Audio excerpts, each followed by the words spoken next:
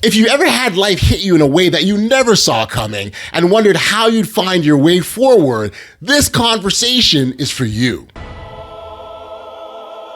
Driven by purpose, fueled by passion, my words got power, my thoughts have action, motivation, stay gracious, that's greatness, be audacious, motivation, be audacious, innovation, be audacious, inspiration, be bold, motivation, be audacious. It's always like, okay, I wonder how this is going to go. Right, Like a right. new, I'm not scared. It's more of a new challenge, I'm always trying to get better. No, you can go down that dark hole or that, Yes. I call it the dark hole, or you can turn around and say, no, I'm going to, let's go after that. So my surgery was March 1st, 2024. And then I got my leg May 15th. It's amazing how I remember these dates, 2024, because I usually suck with dates. Yeah. And then I was on the golf course and they told me, they said, you're lucky to get to the driving range by the end of summer this year. Oh, I said, okay, no problem. I was on the golf course at by the end of July. Wow. Yeah. And just because of the determination and the hard work. What do you do when your world changes in an instant and you're forced to rebuild not just your routine, but your identity, your mindset, and your belief in what's still possible? This podcast is all about helping you unlock your inner greatness and live your best audacious life ever. Today's guest is Denis Gauthier. He's a retired teacher and coach, and he's also the former assistant of the Sudbury Five, a basketball club. And his journey through amputation, recovery, and rediscovery is a real powerful example of resilience, discipline, perspective, and courage in action. Now, I've known Denis a while through the basketball world, but hearing him open up in the way he did in this conversation gave me a whole new appreciation for the strength, the humility, as well as the humor and determination he's carrying into the next chapter of his life. I walked away with a deep appreciation for his journey, and I am certain that you will too. So, without any further ado, let's get into it. Here's my conversation with Denis. Enjoy. Yeah. Well, like I said, when I saw that post, I just was so blown away with inspiration. If I'm being honest with you, I was like, and to even tell you, I was actually on vacation. I was in Jamaica. I was literally on the beach reading this stuff and going, wow. And that's when I reached out to you, right? Because I was like, that's how powerful and moving it was for me. And so, I appreciate you, willing to chat like this. It's funny because first 2 years of this, I didn't post much about my leg. Not that I was embarrassed or anything. It's just I didn't want any attention. I had a focus and I just wanted to get my job done type thing. And then finally, I got a lot of people have said, why aren't you talking to people? Why aren't you trying to? And so it's interesting because I had a mentor. Sean, I don't know if you know who Sean Benedam is, but he was a former OHL hockey player, captain of the Sudbury Wolves. Okay. I got introduced to him from another friend. And Sean, right from day one before my surgery to where I am today, still mentors me. And I have a former friend, a friend of mine who's a former colleague, ran into a similar situation as me. And I've now sort of passed that along, if you want to call it. Gotcha. Moved it forward and mentored a little bit him. And that's when I've had a few people say, you should get out there. And I'm like, okay, you know what? Maybe it's time now. Let's just to say, hey, this is who I am. And I'm not embarrassed by it. It is who I am. And I'm attacking it. And it's a new challenge. Well, I think Denis, for me, we're just starting for me, just talking, and that's how I do these things, right? But I think what I love right off the bat is like you're taking your experiences and you're getting your circumstances and you're like pushing forward, but you're still living and existing. Like you're in Phoenix golfing now, right? Like, I mean, I'm leaving tomorrow to golf in Phoenix, with a good friend of mine. So, I'm pumped about that because first time I fly by myself type thing, in a sense of with the leg. And I always it's always like, okay, I wonder how this is going to go. Right, I'm not scared. It's more of a new challenge, I'm always trying to get better.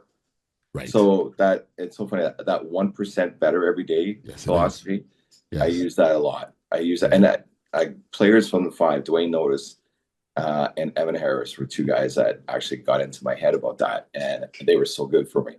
Oh, And amazing. amazing! The team helped me a ton last year in my recovery. They don't realize it, and because they just pushed. Gotcha. Yep. They didn't baby me, which I Yes. really liked because Hmm. Hmm.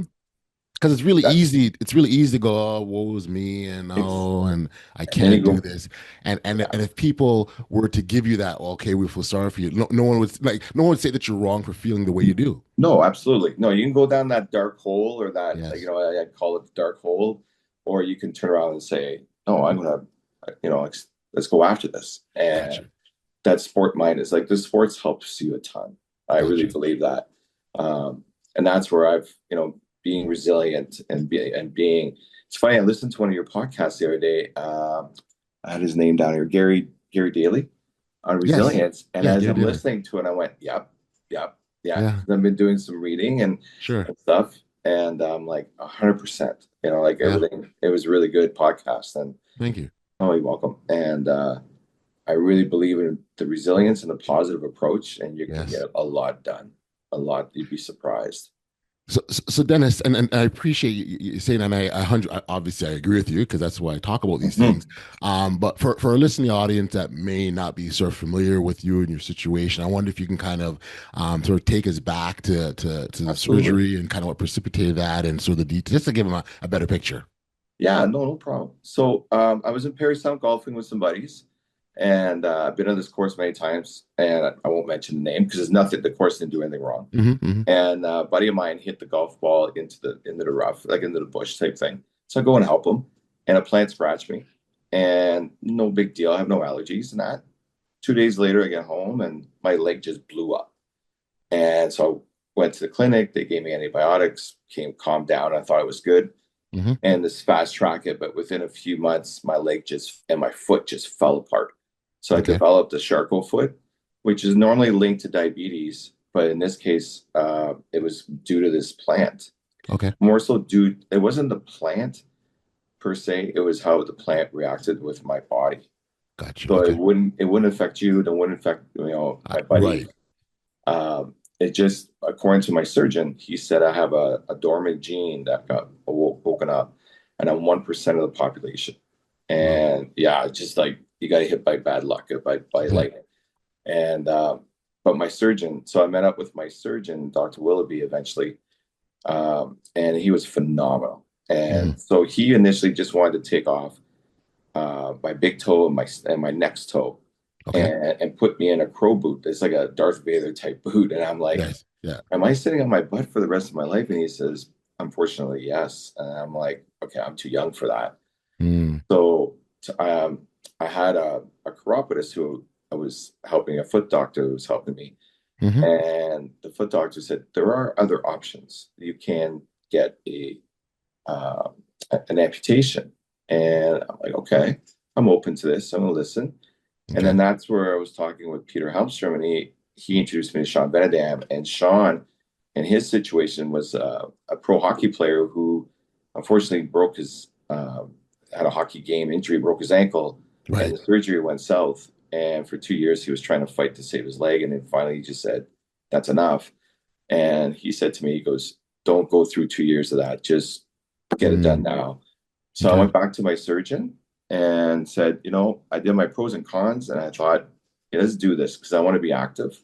Right. So he sent me to another doctor who gave me, he wanted a second opinion, and Hmm. he was really, really receptive. He goes, I normally don't do that because his mentality was once it's gone, it's gone. And, Right. and I'm like, yeah, that makes sense. So, and that Dr. Graham said, you're a prime candidate for an amputation. You're young, you're vibrant, you're strong. Go get it done. So we did. And the surgery went exceptionally well. Dr. Wilby is a phenomenal doctor. Hmm. And then from the care that I got from Health Science North, again, my medical care has been outstanding, second to Right. none. Yep. And Sean introduced me to a gentleman, Dan Mead, who is a prosthesis.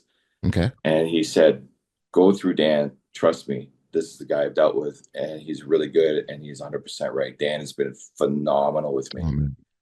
He know what's he attacks everybody on their own individual basis. Yep. So because I was an active person and I wanted to go after this, and I was way ahead of the curve. He said, like, Dennis, you're challenging the max out of me right now. And I'm like, is that good? He goes, absolutely, keep it going. So I said, okay. Good. So I got out of the hospital like way quicker than I should have, because I did exactly what I was told. Right. Yeah. All, and I had the mindset, I want to get home. Yes. I want to get going on this. I want to get to my leg. And there was no guarantee that I would get to my leg. That's right. Anything can happen. And but I was fortunate. Got to my leg. I went through the top part. It's called the socket, and I went through 5 sockets because my leg just kept shrinking and shrinking and shrinking because I was so active. I was challenging it. Okay. And I actually got hecked the other day because they said, Dennis, you're doing too much. They had to pull the reins on me, which is really good. What kind of stuff are you doing, Dennis? What kind of stuff are you doing? So I still do my physio that I was given in the hospital. Okay. And when I was in my wheelchair. So I still do that in the morning. I wake up. First thing I do is I do my stretching exercise, I want to call it. And then I still do, because he sent me to another gentleman, Dan did, for physio. And I still do all my physio exercises, even though I've been released. I do them every day. And I break them up into 2. So I go work out. I do weights. I go to the Y. I do my laps around the Y because they have a track there. And while I'm doing my laps, I do all my balance work. And then I do my weights. I golf. Okay. Yeah. Which is it's a new game for me now because it's different, but it's good. But daily is like a lot. I do a lot of working out. I walk and hike a lot. Yeah. The winter's slowed down my hiking. Sure. It's trickier and the ice is still in Sudbury. Yes, it is. Yeah, so that's why I go to the Y, because they have a track. Yep. But it's getting nice out now, so I will be outside hitting the trails, and I always mark the trails I want to hit, and I'm knocking them off. Nice. As I go, make them harder and harder and harder. Well, I got to tell you, the last time I saw you, and you noticed me looked, I could tell that you slimmed down. You look great, actually. And I remember going, oh wow. And now in retrospect, I wish I had told you that, because it was clear. It was clear. Oh, I appreciate that. No, it's all good. But I got I'm fortunate too, because I got a good network. The network's important too. Yes. So from, of course, family, my wife and daughter, phenomenal. And then go from there to the medical team. Again, amazing. And then my friends, like that support group, when I walked on the golf course for the first time, they didn't baby me. Right. Because at that time you didn't have the prosthetic yet, because the process, right after the amputation and then the prosthetic. Yeah. So my surgery was March 1st, 2024, and then I got my leg May 15th. It's amazing how I remember these dates, 2024, because I usually suck with dates. Yeah. And then I was on the golf course, and they told me, they said, you're lucky to get to the driving range by the end of the summer this year. I said, okay, no problem. I was on the golf course by the end of July. Wow. Yeah. And just because of the determination and the hard work, and I golfed. So I don't get 18 holes in yet, because but I get about 15 now. I worked up to 15, which I'm really happy with. Good. And but yeah, and I got a totally different swing in a sense, because it's still trying to come through my hips, and that's just part of the recovery. That's how I look at it. And my attitude this summer is I'm going to get through my hips. Like, that's the next challenge. Yes. I tried pickleball the other day. Okay. And that's where I got in heck, because they said, you're not yet ready for pickleball. I said, okay, nobody told me, but okay. But that's okay. That's, I love it. Yeah. Dennis, I just want to go back on top of the surgery, and more so the before and after. And so the before part is, I'm curious, how long did it take you to get comfortable with the idea that you had to go through the surgery? So I would imagine there were lots of conversations, but you still internally have to be come to terms with what you're about to enter into. And then I'm also wondering, when the surgery, after the surgery, what was the first thing that crossed your mind? It's a good question.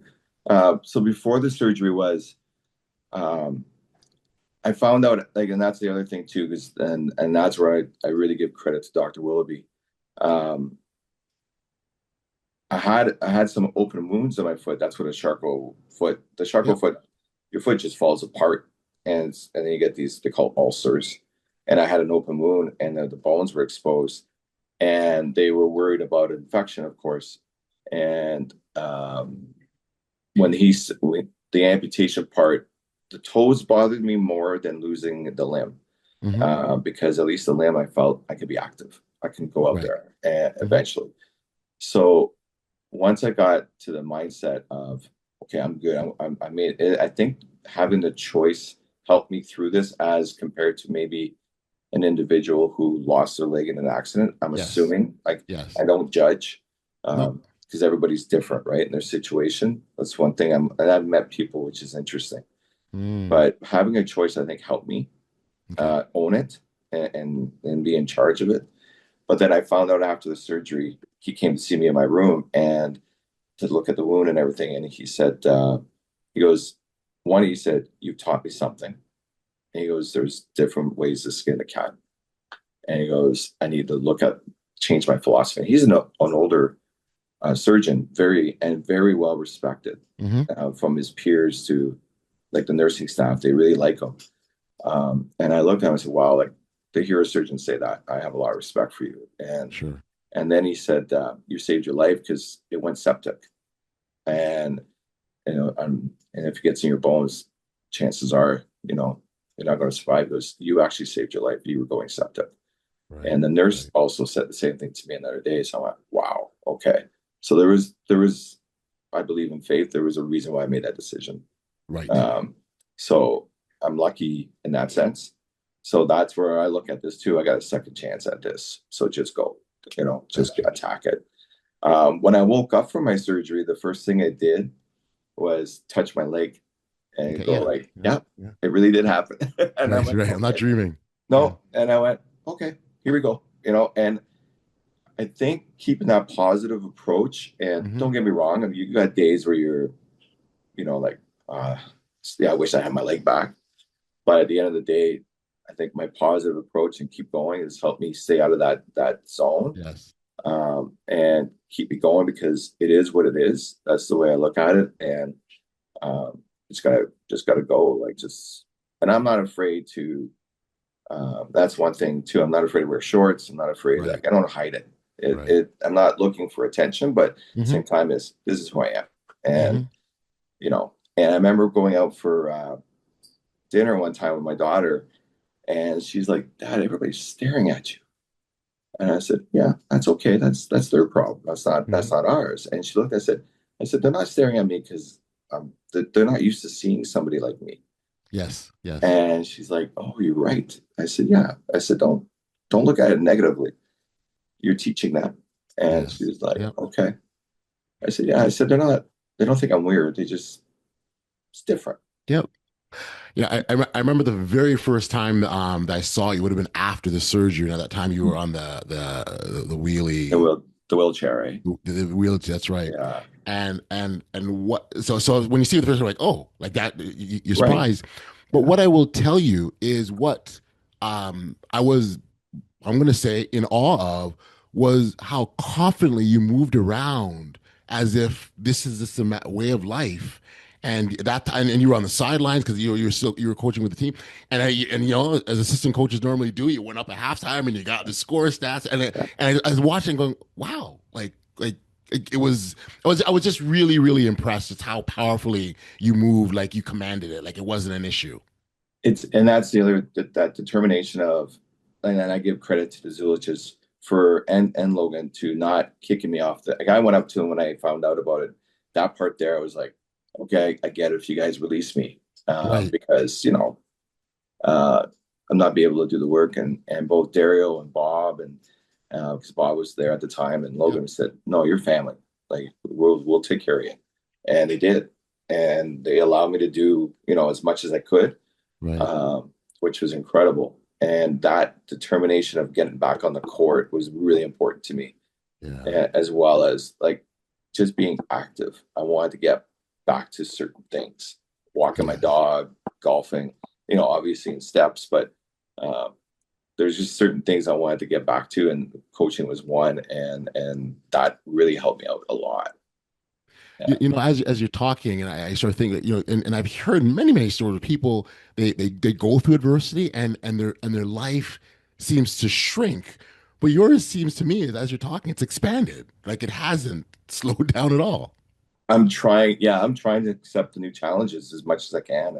And I'm a very social person. So as a kid, I couldn't, if you got grounded, my dad would kick me out by the end of the day because I just had cabin fever. Like, Right, and right. I needed to get moving. I'm one of those people, and I'm still the same. I got to watch my leg and I got to rest and so forth. But at the same Sure. time, I got to get moving. I got to go see people. I got to do things. So I think that helps me a lot too. Hmm. And just, you know, stuff I did through my recovery. My wife would go to work and I'd be at home, and then I would take pictures through my yard. And I have an interesting yard. I love my Okay. yard, but it's like tiered. And I Okay. would go down the tiers and I'd take a picture and say, "Hey, look where I am right now." And she'd like freak out. Like, what are you doing? How'd you get there? Go ahead. Yeah, yeah, yeah, yeah, yeah. And I'm like, well, this is how you get better. You got to Right. challenge yourself, right? And I'm grabbing branches and pulling myself up. And she's like, "You're crazy." And I'm like, "No," I said, "This is how I'm going to get better. Mm, You see a barrier and try to see if you can get over the barrier," type thing. So, yeah. and Yeah. that's the sports. I think the sports helps me Sure. on, right? Well, and again, as you're also talking, there's a part too where your identity has to shift, Dennis. Like Yes. you were sort of a teacher and a coach, and now you serve and you that's things you were, and I know you retired since then, but then now you're a person who is navigating the recovery world after after amputation. Mhm. That's a whole different way of seeing yourself too. Great comment. 100%. And that's one thing I've read a lot about too, is about like the identity. Like, so who do you Hmm. see yourself as? And um, I always been, I always saw myself, yes, I'm a teacher. Yes, I'm a coach, but Yes. that's things I do. It doesn't Yes. really mean who I am. Hmm. The same thing with the leg is, this is my situation, but I'm still the same person. Right. And yes, now I got a new challenge, or I got whatever you want to call it. Um, and I'm like, okay, but I'm the same person. I'm going to attack it like I attack everything else. I'm very organized. I'm very structured. Like, I have a spreadsheet that I tack off all my exercises, making sure I get Love it. everything done. That's my, I was an athletic director when I was a teacher, and so there's my, that organizational type stuff, Right. um, just to keep me motivated, keep me in line. Sure. So I And that's a great mental habit too, right? To have to. Oh absolutely, man. yeah, like I'm glad you brought up habits, because Evan Harris told me to read Atomic Habits, right? Good Okay. book. Yes. Yes. Yes. Great book. And as well as Obstacle is the Way by Ryan Kennedy, the Stoicism. Yes. Yes. Another Yes. great. And I got into Well, Ryan Kennedy, like in Stoicism, reading it, and that helped me a lot too. right. Just that mentality and that focus, worry about things that you can control, right? That's right. The And obstacle is the way, right? The yeah, obstacle is the way. and that helped me a ton too. Just that mindset, that Yes. focus, and when you get down a little bit, no, get yourself back up. Find a way to recover mentally as well. Hmm.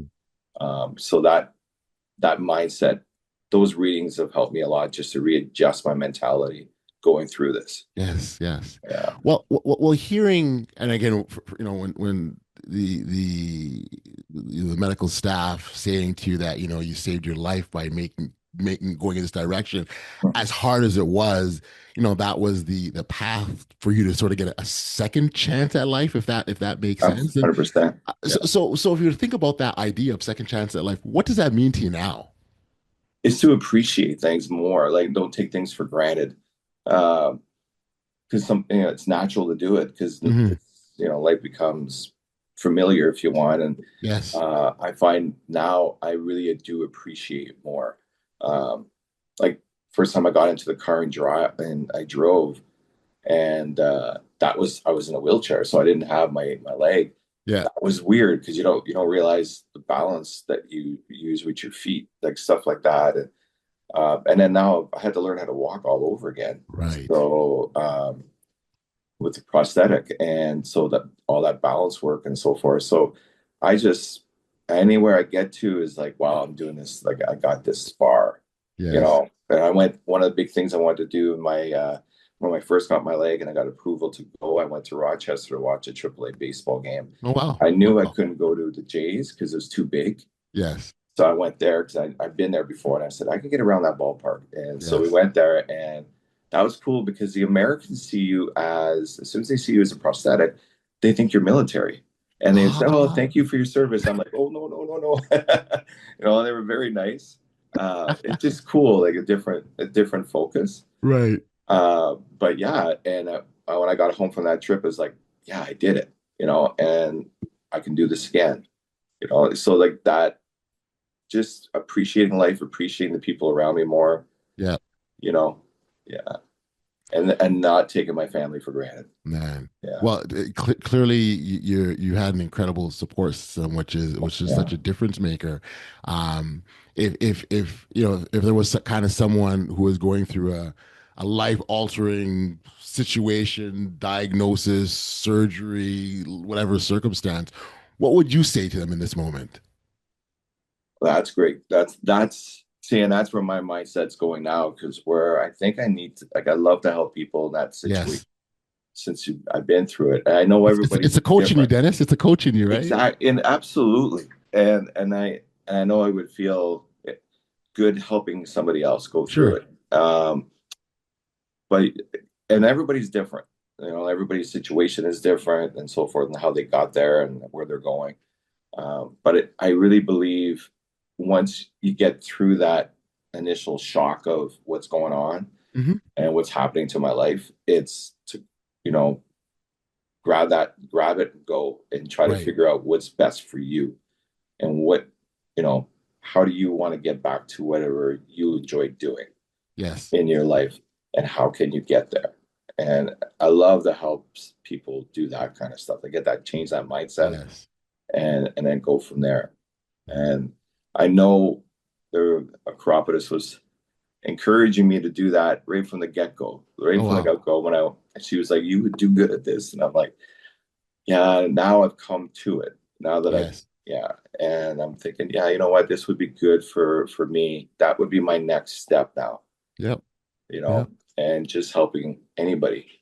And when I did help my friend a little bit, and he's doing amazing on his own. Like Awesome. he's a strong person. And uh, what he's done is incredible. And that was cool, like just to help him out. And Right. having Right. Sean, it was pretty neat and I Yeah. like, Yeah.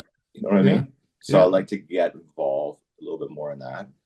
Well, And well, Dennis, I will tell you, it's so easy if so I could be going through something really, really hard, and it's so easy to think that nobody on the planet has any right, idea what this feels like, what I'm going through. I'm thinking it's just me and no one else knows about this. And then 100%. you hear someone come along saying, "Yeah, I went through that too, and here's what I did, and here's who helped me, and here's where I went next, and here's what," and they're almost shortening your learning curve.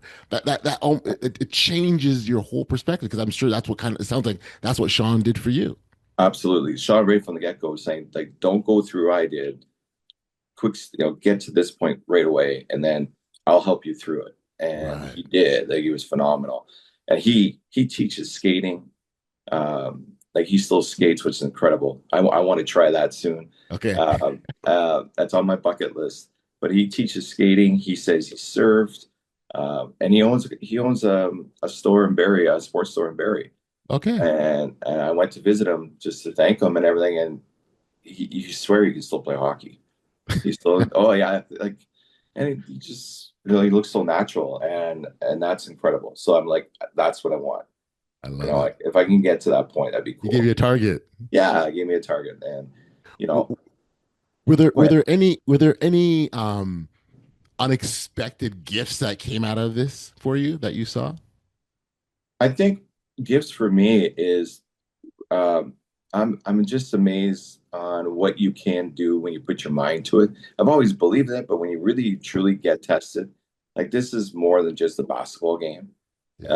And I'm not trying to downplay a basketball game, but it is more of a challenge and trying to get people. At first, I was trying to get people to accept who I am now, and I turned around and went, I don't care. Like this is who I am, and Yep. you can't control what other people think, right? You That's can right. only control what you can, That's right. um, and I'm like, this is who I am, and I'm hoping that you're a good person and you're going to treat everybody the same. Like, don't treat me different. Just treat me well. And that's because I've been fortunate to teach students that were disabled in wheelchairs and so forth, and that Yeah. some of them were our fans at the Right. five. Right. And that was interesting too, because when I came back to the arena in the wheelchair, I had one of them in tears Oh, wow. saying, "Oh, sir," and I'm like, "Buddy, no, no, no. I'm a different." Like, I didn't want to say I'm the same as you because of no way. You've gone through more than I have Yes. here. Yes. Yeah. Yeah. I respect you. So, and I said, I'm going to be standing still. And I said, unfortunately, like you don't have that opportunity. And Right. we had Right. some great conversations, and they teach you a lot. That's what Sure. I find. Absolutely. You do teach them, but they teach you a lot, and that gave me some more perseverance. Like it's like you can do this. Like if they can do that, you can do this, and I Oh, mean yeah. they're impressive. So Amazing. That's so, yeah, so amazing. It's funny. Like it screams audacity. It truly, truly does. Right. That the whole idea of having the audacity to step into a space that you know nothing about, to go through a challenge that you have no idea how how things will turn out, but you go anyways. And when I started to realize the power of that, that's why I started this podcast, because I'm like, this thing that we have, because all of us have it inside of us. It's a matter of unlocking and going forward. And like, no one came to you, Dennis, and said, "Here, take this cup of audacity and then start your challenge." You had to awaken it, and you clearly did.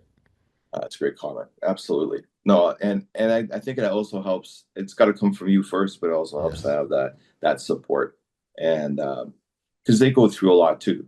sure. That's like as a family when they see what you're going through, and then they also changes their lives.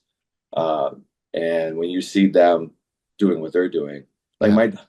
my daughter and I have a really cool relationship. We like to tease each other, and the first day she came to see me in the hospital, she brought a typical stuffy, get well little bear, Yeah. and she gave it to me, but then she cut off the leg. And the nurse looked, and then I thought the nerve was like, oh my God, I started laughing right away because that's our Yes. Yeah. rapport. Yeah. And then the nurse, and of course my daughter laughed, and then the nurse started laughing. She goes, "All right." And she goes, "I've never seen that." And I That's said, funny. "Oh, we're weird. This is what we do." But I still have it by my chair. Like Yeah. it's there. It's my support. We laugh Beautiful. about it all the time because you got to find humor somewhere. And that's Yes. another thing. Laughter is huge. It is. It is. You got to find like you got to find that laughter and have some fun. I make jokes like Sure. I was in the golf at the pro shop one time, and a gentleman came in and parked over to his buddy. Goes, "What's your handicap?" I looked at him and said, "My leg." The guy didn't know what to say. The person at the counter who knows me starts laughing. I walk out. The guy comes back out and goes, "I'm so sorry." I went, "Oh no." I said, "I should apologize to you." I said, "I set you up on that one." And That's it. he I goes, like "That it. was a great line though." Yeah. Yeah. And we Well. Well. laughed. Well. I think the fact that you can attack it from that way and still Yeah. and have fun and laugh with it, because it's not Yeah. that you're denying the situation happened to you. In No. fact, I think when you can show that side of it, you're owning it. You're owning like, this is my Yes. situation, and Yeah. I've accepted it, and here I'm going to embrace it as part of my life now. Absolutely. It is who I am now, and just go forward. And I still, like I said, listen to to Dan and those people to make sure. No, I had a little setback. Just I had to push my trip back because I had a couple of dry spots on my stump, Hmm. and I didn't want them to become wounds because Yes. now you get into a bigger issue. And so, of course, Dan takes me in right away, and that's when I got in heck Yes. about doing too much. And then, Right. but I also sent a picture to Sean, and Sean goes, oh, you're not wiping your leg after your workout. He knew right away what it was. And wow, to have that person. Yes. And what's cool is I said, Dan knows that I talked to Sean and they know each other. Yeah. And I said, oh, Sean said this. And he listens to what Sean says. And yet Right. he's the pro. Yeah. But Sean Right. is the person that's living it. And That's he right. listens because he's learning too. Yes. He's got that mentality that he's always learning. Beautiful. I love that. And beautiful. He's not threatened by it, which I really like that. That's key. And that's key. Oh, it's so key. And it helps me out. And now I'm fully healed. Beautiful. Everything's cool. I'm able to go golf. And now I've learned, okay, I got to do this. And it's not, so Dan goes, did I not tell you that? I said, I'm not sure. You may have. I'm not mad. I said, I'm learning. Right. I said, sure. And he goes, oh, you're challenging me. Because so I'm supposed to be, I think what they said, I'm at least a year and a half ahead of schedule. Oh, wow. Wow. Yeah. So that's why they're telling me, like, you're not I'm fully healed. But the way one person explained to me is my second layer, the layer under the skin, is not, it'll be fully healed anytime soon. It goes by, you got to be careful with those stop and go movements, like pickleball. And that's when they said, give it a few months and then we'll let you go. And I said, okay, no problem. All right. So take your time, Dennis. Take your time. Yeah. Which that's okay. I'd rather be pull the reins than, push ahead. Totally. Yeah. As coaching, right? Like you said too, like, so, yeah. You mentioned setbacks, and I want to sort of touch on that a little bit because as any journey that you go through, you're going to have highs and you're going to have lows, right? Mm-hmm. What's the key to getting through those low periods? Because we know they're going to come, right? Like, you're going to have 100%. Moments where you don't always feel great, right? No, and you're going to go like, oh my God, here am I going backwards? And like that does go through your head as natural. But I'm one, I got my wife always, no, you're good. And I'm like, yeah, you're right. You're 100% right. So once I get it out of my system, yes, quickly try to change my mindset, that recovery mode, and just say, okay, do what they tell you. And it's so funny because I had two different people. One person said, don't be as active, let it recover. And the other person's like, okay, do this, but try to stay a little active. And I'm like, okay. So I try to find a balance in listening. Because everybody's different. Everybody's going to recover differently. So my attitude is I listen, make sure I do the things right, but I'm also pushing the envelope, find that line and trying to make sure I don't go too far. Gotcha. and staying strong. And then the mental part is the biggest part, right? So it's my readings help me a lot. I do a lot of reading. My faith helps me a lot. So it's just staying positive and saying, no, you got this. You went this far. You can keep going. Yeah. I think Dennis, everything about your journey is so phenomenal. And like I said, loved it from the start, and I'm just still, applauding and cheering you on. And I'm so glad that you had a chance to talk to you here on the podcast. So thank you. Something we like to do here is we call it fearless fast round. Rapid, I throw something out at you. You come first that comes to mind. A little fun thing, but it's I think it's very fitting for here. So if you were to give me one word to describe your comeback journey, what would that be? Resilience. Yeah. The toughest moment or proudest? The toughest moment or proudest moment? Toughest moment would have been the surgery itself, like getting through it. Proudest moment was getting my leg. Getting to that point, getting my leg on and taking my first few steps. Got you. If you were to choose gym session or the golf course? Golf course. Gym sessions to get me to the golf course. Is there a belief that you had to let go of? What? Sorry? Like a belief. Oh, a belief that I had to let go of. You know what? That competitiveness of trying to be the best or whatever you want to call it, it just not as important. What my competitiveness now is being the best me. Like just be the best me. Don't worry about everything else. And I mean, that's where the golf actually, I still score well, which is incredible. Now I moved up in tee box because I don't get as far. Okay. But I still score well, which my buddies and I, we laugh. We just laugh. It's like, how do you do this? I was like, I don't know. You know? And because it's a whole new game for me, which is cool. Gotcha. Yeah. Is there something that people assume about you that isn't true? That you can't do things, that they all, and they mean well. There's no ill intent. They they always want to baby you. And you're like, no, I'm good. I got this, you know? So yeah.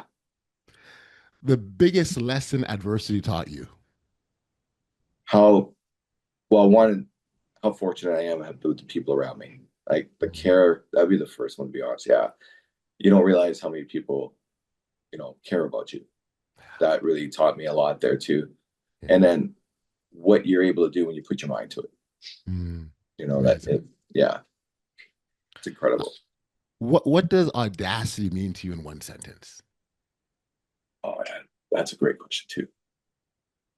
To challenge yourself to do whatever you want to do. To have that, like you said, the audacity, the nerve, the energy to do whatever you want to do. Just go for it. Love it. Yeah. And then lastly, one last one, Dennis, this has been awesome. One challenge you're excited to take on next? I think it's like I said earlier, I think I want to get involved in helping people recover. That's going to be a tough challenge. I've done some research, but I need to probe a little bit more and just find out how exactly I can do this and just be there when somebody needs to and help them out through their road. Amazing. Well, Dennis, this is, like I said, this is so awesome. I'm glad that we had the chance to chat and that you've shared so openly and candidly, because there's a vulnerability piece to all this too that you have to be comfortable with, right? And the fact that you're doing that so willingly and now you're looking at potentially doing this for others and helping them in their journeys is amazing. So congratulations! Thank you so much for taking the time to chat with me today. It's awesome, and continued success, my friend. Oh man, I appreciate you having me. I was really excited when you offered this, and thank you for letting me speak. Awesome. It was great seeing you today, though. Honestly. Yeah. No. This has been awesome, Dennis. Yeah.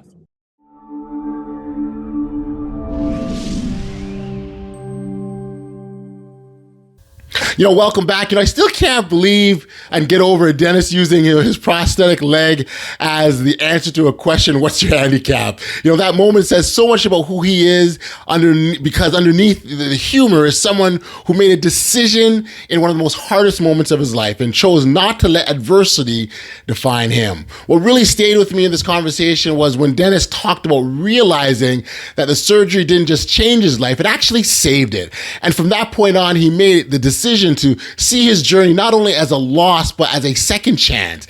That kind of perspective doesn't, come from comfort. It comes from faith, resilience, support, discipline, and the willingness to keep moving forward, even when the road ahead looks completely unfamiliar. And at the end of the day, that's really what audacity is. It's ownership of your mindset, ownership of your response, and ownership of the life you still get to live.